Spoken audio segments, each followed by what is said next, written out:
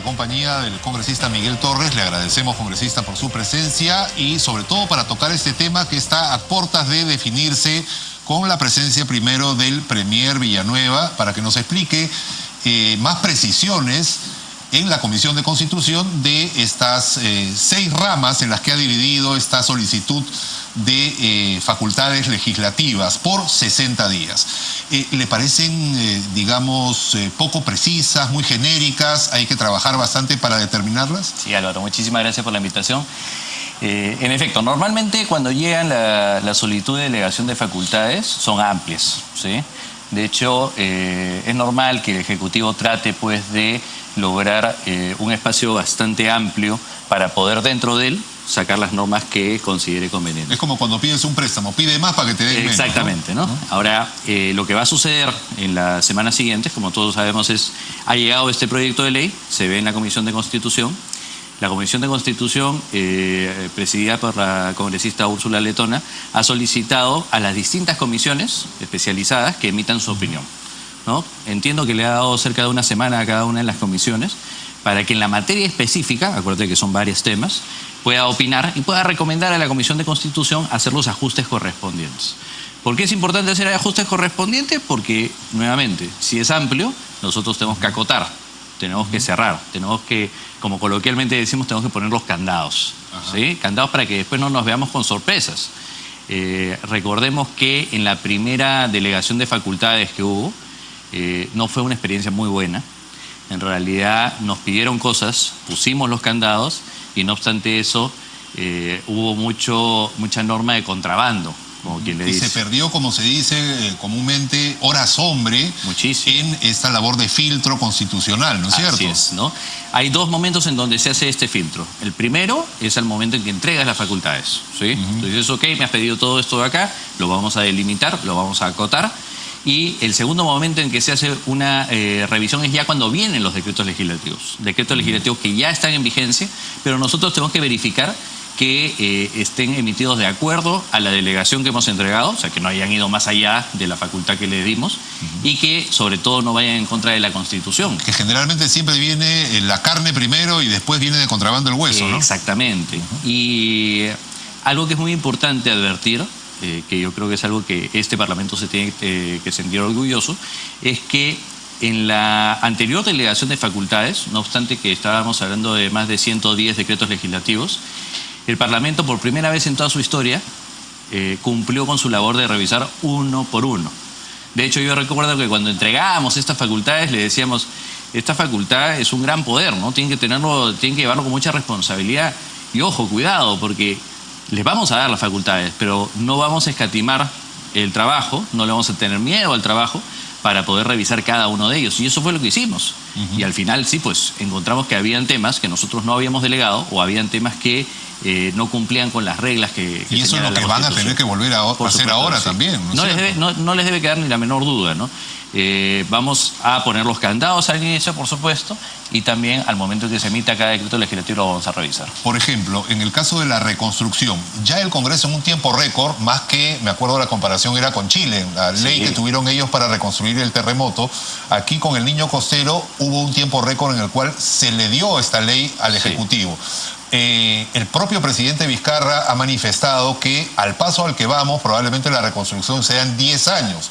Es decir, acá lo que falla no es la ley, sino la ejecución de la misma. ¿Por qué habría que modificar la ley de reconstrucción con cambios? Vamos, porque, y eso somos conscientes nosotros, una cosa es cuando lo plasmas en el papel, ¿sí? Y otra cosa es cuando eso que está plasmado en el papel lo empiezas a ejecutar. Es normal, es natural, creo yo, que con el devenir del tiempo se han dado cuenta de que todavía habían cosas que se necesitaban. Yo recuerdo con claridad el pasaje que mencionas, en el cual nos quedamos además hasta las 4 de la mañana trabajando con el Premier y otorgándoles todo lo que nos habían pedido, pero siempre teniendo determinados cuidados. Queremos escuchar ahora al Premier, a los ministros y a la autoridad de reconstrucción que nos digan cuáles han sido los impases, porque es que necesitamos hacer una modificación a la norma y ver, por supuesto, que más allá de flexibilizar la norma, siempre tenemos que buscar un equilibrio. Porque cuidado, el hecho de que estemos en una situación de emergencia, una situación que trate de solucionar un tema que ha sido complicado, no quiere decir para nada que vamos a dejar a libre albedrío lo que quieran hacer. Eso es muy delicado. Esto abre la puerta muchísimo a la corrupción. Si nosotros aligeramos mucho las normas, el problema es que la línea queda muy tenue cuando se refiere a lo que es la lucha contra la corrupción. Entonces, bienvenido, escuchemos, sobre todo creo que es de todos los temas que nos están pidiendo delegación de facultades, el más importante, el más urgente, escuchemos dónde han estado los problemas, qué es lo que quieren hacer y cuidemos de todas maneras siempre que, por ejemplo, la presencia de la Contraloría esté asegurada.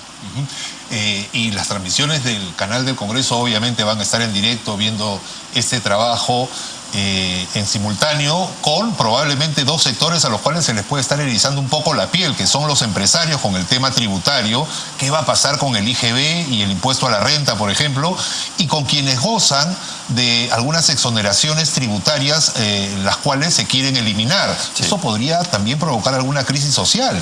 Este es un segundo punto de la delegación, de la solicitud de delegación de facultades, que es importante, que es la reforma tributaria. ¿Es un momento oportuno? Yo creo que sí, por varias razones. La primera razón, a la verdad, es que, para ser sinceros, el sistema tributario tiene una serie de huecos, de vacíos. Y con el transcurrir del tiempo, las grandes empresas, los que tienen estos recursos para contratar abogados tributaristas, de planeamiento y todo lo demás, ya lo conocen. Entonces han encontrado las escapatorias legales, ¿sí? Por ejemplo, pongo mi empresa en la selva y ahí tengo exoneración. Por ejemplo, ¿no? Este tipo de ilusiones. Y a contrapartida tenemos a la micro y pequeña empresa, que te aseguro que por más que tengamos 20, 25 años este régimen tributario, hasta ahora no lo entiende. Entonces es un régimen que ya llegó a caducar, de alguna manera. Entonces, con el Ejecutivo hemos podido conversar al respecto y claro, se ha visto la necesidad de hacer ajustes para hacer normas bastante más estrictas, sobre todo para la gran empresa, y normas que se sujeten o que estén más cercanas a la realidad para la micro y la pequeña empresa. Creo que es una buena oportunidad por eso, y además también, permíteme decirte, porque este año 2018 es el año en el que se vencen una serie de inafectaciones y exoneraciones en el impuesto a la renta. Cada 3 años, estas inafectaciones y exoneraciones que están dentro de la ley van caducando. Entonces, lo normal, lo regular es siempre 3 años más, y 3 años más, y 3 años más. El problema es que, tal como nos hizo una exposición el superintendente Víctor Shigeyama, tenemos más de 200 beneficios. Y esto está significando, si mi memoria no me está fallando, más de 16.000 millones de soles. Entonces, bajo una situación en la cual la recaudación está cayendo, ¿sí? Creo que es obligatorio de todas maneras revisar cada una de las exoneraciones. No me malinterpreten, ¿eh? Yo soy consciente que en un sistema tan imperfecto como el que tenemos, exoneraciones y inafectaciones son importantes. Por ejemplo, zonas francas son importantes. Por ejemplo, mantener la exoneración a los alimentos de la canasta básica en el tema de IGB es importante. Pero hay algunos otros que sí tienen que ser revisados porque no necesariamente están ayudando al desarrollo del país. Como algunas universidades también, por ejemplo. Por ejemplo, ¿no? En el tema de las universidades el tema es delicado porque todos conocemos y todos sabemos que están arrojando gran cantidad de resultados, de utilidades, y no obstante eso, en muchas oportunidades vemos que no tributan lo que corresponde, ¿no? Hay una buena noticia, y es que dentro de esta solicitud de delegación de facultades, finalmente el Ejecutivo ha pedido facultad para legislar sobre la elusión tributaria. Es distinto a la evasión, son primos hermanos, ¿no? Exactamente, ¿no? Como para graficarlo. Evasión tributaria es cuando yo he llegado a cometer el hecho que estaba grabado, pero no lo pago, utilizando para ello pues algún artificio. Por ejemplo, se compra facturas, entonces se reduce la ganancia y se paga menos impuesto. Pero la elusión significa que no llego al hecho grabado, sino que lo esquivo, ¿sí? Como su nombre dice, lo eludo. Como una jugada de fútbol, un quiebre. Un quiebre, exactamente. Y eso es aprovecharse de los vacíos que tiene la norma. Entonces, la elusión no es un delito, la elusión no está prohibida, salvo que la norma establezca ciertos límites. En otros países existe. Acá en el país, en Perú, existió en un momento, pero fue tan mal legislado que tuvo que suspenderse su aplicación. Durante años, nosotros veníamos preguntando, ¿y cuándo viene la norma antielusiva? Se le dice. ¿Cuándo viene la norma antielusiva? Y había un silencio sepulcral. Y nosotros creemos que es porque normalmente esa norma antielusiva es para combatir a grandes empresas que han encontrado estos vacíos. Y seamos sinceros, la administración anterior no tenía un interés de corregir ese tipo de cosas hacia grandes empresas. Entiendo, espero, tengo la ilusión de que esta nueva administración sí tiene este interés, ¿no? Y dice, oye, yo quiero apoyar a la micro, pequeña empresa y para eso tengo que ser bastante estricto con la gran empresa. Entonces vamos a corregir. Necesitamos una norma antielusiva buena, vamos a desarrollarla bien para que no haya problemas, para que haya estabilidad y para que podamos sacar los recursos que son necesarios. Pero siempre pensando en el principio básico, que es que no pocos paguen mucho, sino que muchos paguen menos, es decir, ampliar la base tributaria, ¿no es cierto? Sí, la ampliación de la base tributaria siempre es importante. Sin embargo, también es importante, y esto es vital que nosotros lo tengamos presente, el principio de igualdad. Y el principio de igualdad no quiere decir que todos paguemos igual. El principio de igualdad quiere decir que, oye, quienes están en mejor condición deben tributar más de aquellas personas que están de manera en una proporcional. Exactamente, ¿no? Muy bien. Otro tema antes que nos gane el tiempo es el fortalecimiento de las procuradurías que se ha puesto dentro de esta modernización del Estado. Sí. ¿Esto es posible? Porque vemos que ha habido casos escandalosos, por decirlo menos, en donde si realmente se trata mal al presidente de la República o alguno de sus allegados, simplemente esto va en contra de la estabilidad laboral del procurador. ¿Qué hacer frente a esto? Sí, este es uno de los temas que en realidad yo espero con mayor ansia escuchar al Premier y a los ministros, el ministro de Justicia sobre todo, porque no es un tema sencillo. Mira, si yo me quedé con una deuda en la presidencia de la Comisión de Constitución, fue el tema de las procuradurías. Porque traté hasta más no poder de lograr un consenso partiendo de esta idea que tenía la congresista Jenny Vilcatoma, que era tener una procuraduría autónoma, pero fue muy difícil de consensuar las distintas posiciones. Entonces sí, es importante ver cuál es la idea que tiene el Premier, que tiene el Ministro de Justicia, qué tanta independencia se le va a dar, o más bien se les quiere restringir. Como dices, ya la experiencia nos está marcando la cancha de una manera tal que tenemos que tomar el tema de manera muy... ¿Tan difícil es entender que el procurador es el abogado defensor del Estado y no del gobierno? Es así, pero claro, lo que te vienen a decir inmediatamente es que el gobierno es el que administra el Estado. Entonces exacto. Ya empiezan ahí las discusiones, ¿no? Entonces vamos a tener que escuchar, vamos a ver qué es lo que proponen y esperemos que sea algo positivo, evidentemente. Hay pruebas al canto, hasta el cuchillo con sangre, videos, testimonios de intentos de feminicidios concretados, el acoso permanente, y simplemente vemos que la violencia contra la mujer no solamente se ha mantenido, sino que ha aumentado. Hay también una parte de estas 6 ramas, que es la integridad y lucha contra la corrupción y protección de personas en vulnerabilidad. En situación de vulnerabilidad. Así es. Que habla acerca de la protección con mejoramiento de la legislación para este tema. ¿No es que ya existen las leyes y que más bien el Ministerio Público y el Poder Judicial no cumplen con su labor y ponen en la calle aprobados feminicidas? Sí, yo coincido en que normas hay, ¿sí? De hecho, de manera malintencionada, y tengo que decirlo, un sector de políticos estuvo acusando de que por culpa de Fuerza Popular no se había aprobado una norma que castigaba de una manera más severa en estos casos, y eso es mentira. O sea, eso no es... Y ayer lo pude discutir con el congresista Richard Arce y le decía, demuéstrame que nosotros hayamos imposibilitado que se le suba un mes de pena, en lo absoluto. Al contrario, las normas que se han dado acá siempre han sido en beneficio, en protección de esta población.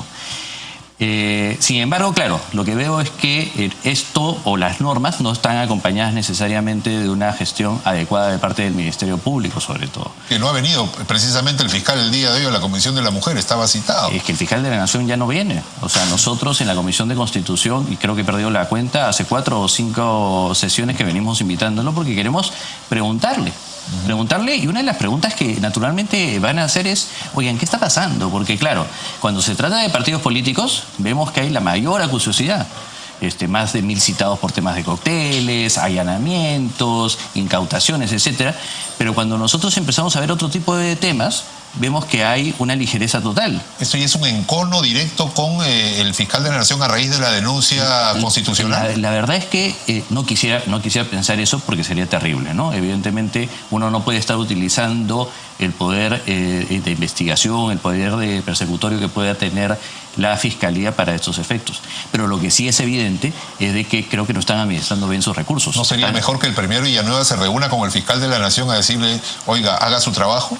Bueno, yo creo que por todos lados. Yo creo que el Ministerio Público debe estar atento y debe estar escuchando de que ya hay serias invocaciones de distintos poderes, de distintas personas, de distintas autoridades que le dicen, por favor, abóquense a lo más necesario, a lo más exigente. No les digo que no investiguen a los partidos políticos, bienvenido.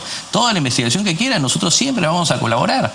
Pero también eso no puede desenfocarlos de lo que verdaderamente corresponde. Mira lo que está sucediendo el día de hoy con el expresidente Humala y Nadine Heredia. En mi opinión personal, el problema no lo genera el Tribunal Constitucional, el problema ni siquiera lo genera el juez Concepción Garguancho.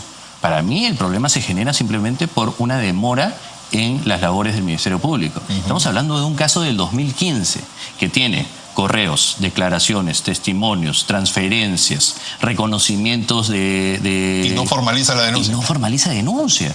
Entonces, el día de hoy, cuando el ciudadano ve y dice, oye, mira cómo están incautando sus casas, pobrecitos.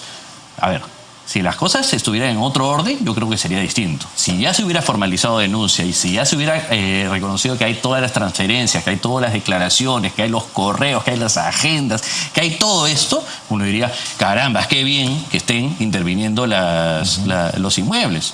Pero esta demora está causando un terrible perjuicio. Me hace pensar que se quedó corta la frase juez se puede elegir y debería haber dicho juez y fiscal se puede elegir. Se dice por ahí, ¿no? Que parecería que hubiera un pacto. Yo más bien quiero pensar de manera positiva hacia el Poder Judicial, quiero pensar que se le ha sorprendido al juez, como por ejemplo nos sucedió a nosotros en Fuerza Popular. Y yo, el día que se produjo el allanamiento al partido, que es un hecho terrible en realidad para nuestra democracia, revisaba yo la documentación que había sustentado la decisión del juez y no me quedó ni la menor duda de que lo que había sucedido era se habían aprovechado o lo habían sorprendido al juez con información falsa. Los fundamentos en los que se sustentaba el hecho de que hagan un allanamiento eran totalmente lúdicos, o sea, no correspondían. Entonces, yo creo que hay que hacer una invocación. Con todo el respeto del mundo. Nosotros, bienvenidas a las investigaciones como motivo, somos respetuosos de cada uno de los poderes, pero creo que ya llegó la hora de verificar qué es lo que está sucediendo, de quizás hacer algunos ajustes que correspondan para que el tema de la justicia sea una verdadera lucha contra la corrupción y en beneficio de los ciudadanos. Nos cabe la pregunta acerca de este desdoblamiento que van a tener que hacer, porque por un lado van a ver este tema de las facultades y por otro tendrían ya que iniciar el debate de la bicameralidad que ha propuesto el propio presidente Vizcarra. Sí. Lo que yo he visto con buenos ojos es que, por supuesto, dentro de las facultades no haya pedido cosas en las cuales el fuero natural es el Congreso de la República, ¿no? Evidentemente no podía pedir el tema de la bicameralidad porque además es un tema constitucional. Pero nosotros recibimos bien el comentario del presidente Vizcarra en el sentido de tocar este tema, y no porque nos vaya a marcar la agenda, en realidad la teníamos bien clara. Esta es la legislatura en donde se están viendo las modificaciones constitucionales. Hace poquito hemos hablado del tema de la reelección de los congresistas, que sabemos que no es muy popular, pero que hemos tenido consideraciones expresas como para poder decir, oye, no, se debe permitir la reelección. Razones como, oigan, la población hace su propio filtro. La tasa de reelección que nosotros tenemos es, creo que, la más baja de toda Latinoamérica.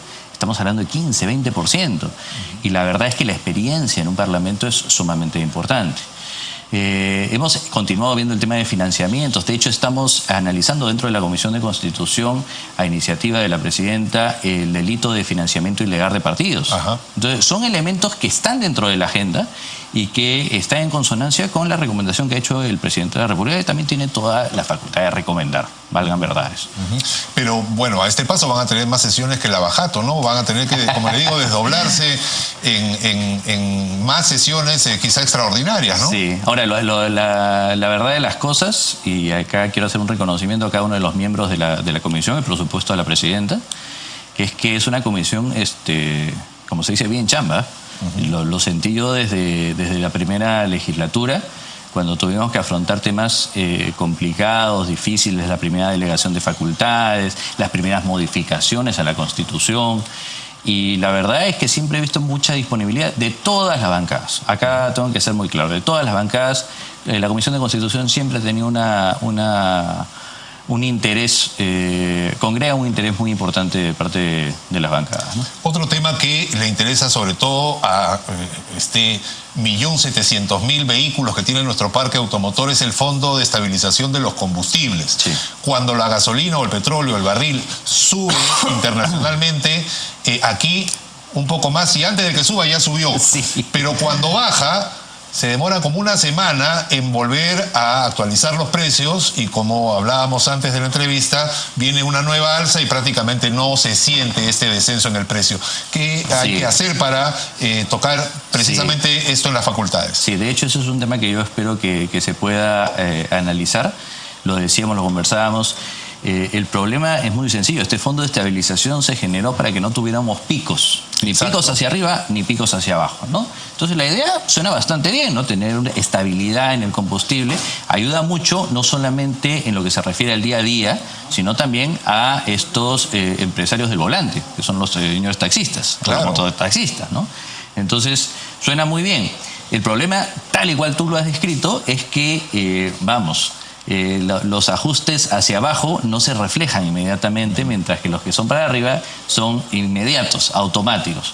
Entonces creo que acá sí tenemos que escuchar a la autoridad para ver qué es lo que están proponiendo y esperemos que evidentemente sea algo que refleje lo que verdaderamente corresponde. Y que realmente, bueno, fondo es, pero de estabilización todavía, ¿no es cierto? Que realmente marque una estabilidad en los precios, ¿no? Y tenemos que ir también migrando cada vez más, ya se va haciendo, pero cada vez más, a premiar lo que son combustibles más amigables con el medio ambiente, ¿no?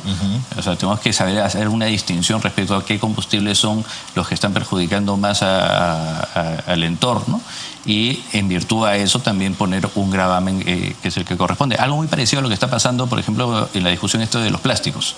Exacto. Yo vengo analizando el tema, de hecho, desde hace muchísimos meses atrás. Y no obstante que sé que ya se han presentado proyectos de ley para prohibir el uso de bolsas de plástico, nosotros nos estamos tomando un tiempo para la elaboración del proyecto de ley porque creo que podríamos migrar hacia otra alternativa, que no es la prohibición, porque a veces la prohibición, Álvaro, es utópica.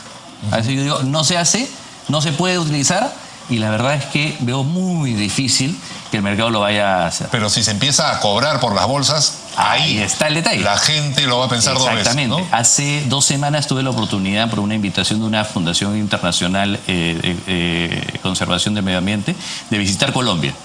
Y en esa visita me reuní con el superintendente de allá de la DIAN, que es la SUNAT, y me comentaba de lo importante que ha sido el impuesto a las bolsas, al uso de bolsas.